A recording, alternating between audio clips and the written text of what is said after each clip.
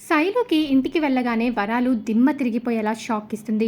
"నువ్వు ఎలాంటి వాడిని ప్రేమించావో తెలుసా? వాడు ఒక ఎదవ అన్న సంగతి నీకు తెలుసా?" అని వరాలు ఇంటికి వెళ్ళిన తర్వాత శైలుకి మాట కూడా మాట్లాడనివ్వకుండా తిట్టి పడేస్తుంది. వాడు ఇంటికి వెళ్ళి "నేను దిమ్మ తిరిగిపోయేలా కడిగి పడేశాను" అని వరాలు అనగానే "మళ్ళీ వాళ్ళ ఇంటికి ఎందుకు వెళ్ళారు?" అని అడుగుతుంది శైలు. "అదేంటే అలా మాట్లాడుతున్నావు? నువ్వు చేసిన పనికి మేము తలదించుకోవాల్సిన పరిస్థితి వచ్చింది" అని వరాలు శైలుని కొడుతుంది కూడా. "ఇది ఎన్ని చేసినా కూడా నేను ఆ కేసని పెళ్లి చేసుకుంటాను" అని చెప్తుంది. అయితే శైలు మాట విని వరాలు అయితే చాలా కోపపడిపోతూ ఉంటుంది. ఏం చేయాలో అర్థం కాక అలాగే తిడుతూనే ఉంటుంది. అయితే శైలు మాట విన్న వరాలు "చూసారా ఎంత ముందుగా మాట్లాడుతుందో, ఇదంతా మిమ్మల్ని చూసే నేర్చుకుంటుంది" అని వరాలు శైలు వాళ్ళ నాన్నని తిడుతుంది.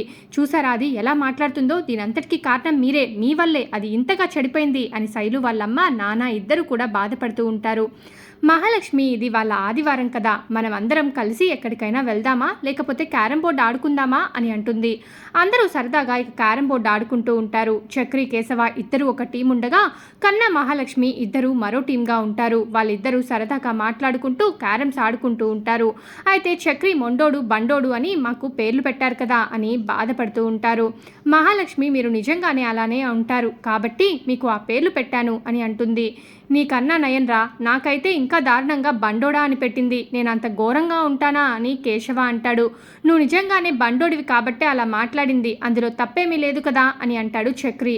అంతే, ఇద్దరు కొట్టుకునే వరకు వెళ్తారు. "మహా అలా కొట్టుకుంటే దెబ్బలు తగలవు, కానీ ఈ క్యారం బోర్డు తీసుకొని కొట్టుకుంటే మీకు మంచిగా దెబ్బలు తగులుతాయి" అని అంటుంది. మహా మాటతో ఇద్దరు ఒక్కసారిగా ఆకపోతారు.